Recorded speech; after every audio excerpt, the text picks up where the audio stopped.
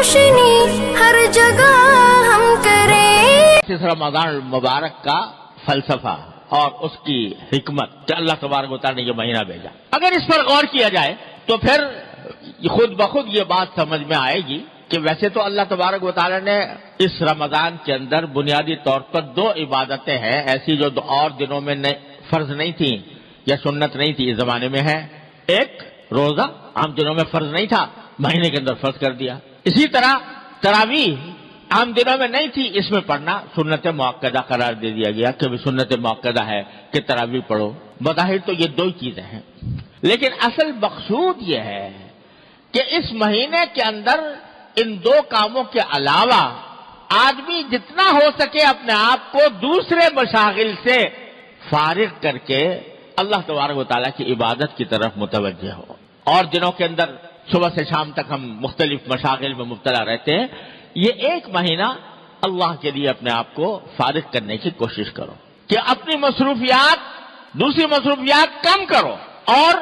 جو حقیقی عبادت کے کام ہے جس کے لیے تم دنیا میں بھیجے گئے تھے، جو تمہاری پیدائش کا مقصد تھا، اس کی طرف اپنی توجہ زیادہ بڑھاؤ۔ لہذا اس میں روزے اور تراویح کے علاوہ آدمی اس بات کا اہتمام کرے کہ تلاوت قرآن کریم کی تلاوت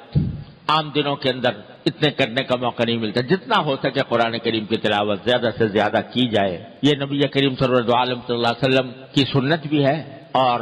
جب رمضان کا مہینہ آتا تھا تو حضرت جبریل امین علیہ السلام نبی کریم صلی اللہ علیہ وسلم کے ساتھ قرآن کریم کا دور کیا کرتے کہ ہر رمضان کے مہینے میں کہ جتنا قرآن ایک مرتبہ حضور اقدس صلی اللہ علیہ وسلم پڑھتے، ایک مرتبہ جبریل امین پڑھتے، کیا منظر ہوگا، وہ کیا عالم ہوگا کہ دور کرنے والے حضرت جبریل علیہ السلام اور دور کرنے والے حضور نبی کریم صلی اللہ علیہ وسلم، کیا تلاوت ہوتی ہوگی، کیا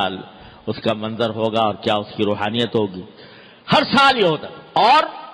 آخری سال جو آپ کی دنیا میں تشریف رکھنے کا آخری سال تھا، اس میں 2 مرتبہ یہ دور کیا گیا سرکار دو عالم صلی اللہ علیہ وسلم اور جبریل امین کے درمیان۔ تو اس لیے قرآن کریم کی کو خاص نسبت ہے رمضان سے، تو اس میں رمضان کے اندر پہلے سے طے رکھیں کہ بھئی تلاوت قرآن کی مقدار عام دنوں سے زیادہ اس میں بڑھائیں گے،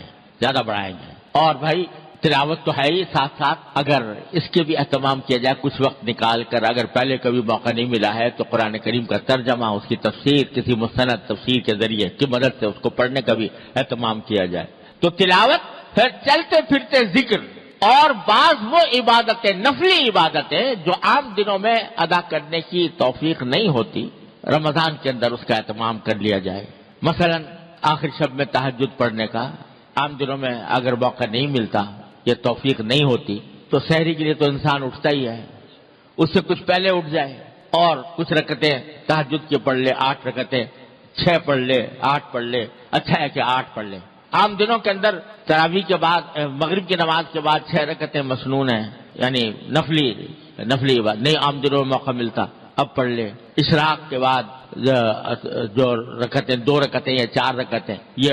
عام دنوں میں موقع نہیں ملتا، اس میں پڑھ لے۔ اور چلتے پھرتے ذکر، فضولیات سے اجتناب، فضول کام سے، فضول محفلیں جمی ہوئی ہیں، باتیں ہو رہی ہیں، گپ شپ ہو رہی ہے، اس سے اپنے آپ کو بچائیں،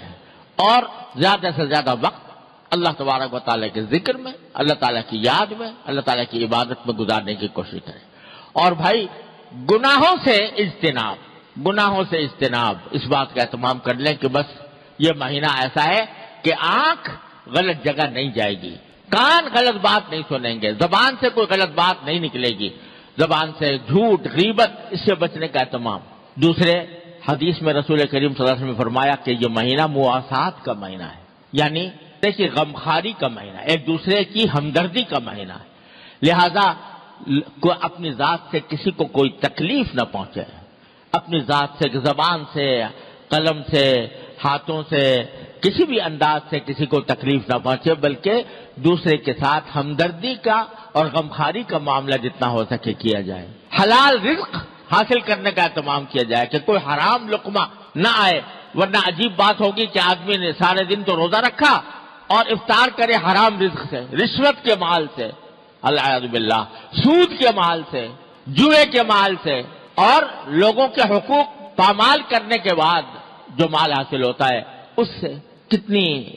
شرم کی بات ہوگی کہ روزہ رکھا اللہ کے لیے اور افطار کیا حرام رزق سے. ان تمام چیزوں کا اہتمام کر کے مہینہ گزارا جائے گا تو انشاءاللہ اس مہینے کا جو اصل مقصد ہے کہ انسان کی روح کو تقویت ملے وہ انشاءاللہ حاصل ہوگا. اور اس کے بارے میں رسول کریم صلی اللہ علیہ وسلم سے ایک حدیث بھی مروی ہے کہ آپ نے فرمایا کہ من سلم لہ رمضان سلمت لہ السنہ، جس کا رمضان سلامتی سے گزر جائے. سلامتی سے گزرنے کا معنی ہے کہ اطاعت میں گزرے اور گناہوں سے بچ کر گزرے تو سلمت لہ السنہ، انشاءاللہ اس کا سارا سال بھی سلامتی کے ساتھ گزرے گا. یہ رسول کریم صلی اللہ علیہ وسلم کی ایک حدیث میں یہ بات مروی ہے. لہذا پہلے سے استقبال رمضان کا وہ یہ ہے کہ ہم اس کے لیے اپنے آپ کو تیار کریں. اللہ تبارک و تعالیٰ اپنے فضل و کرم سے اپنی رحمت سے ہم سب کو اس تیاری کی توفیق عطا فرمائے اور رمضان کے حقیقی فوائد حاصل کرنے سے ہمیں دریافت فرمائے.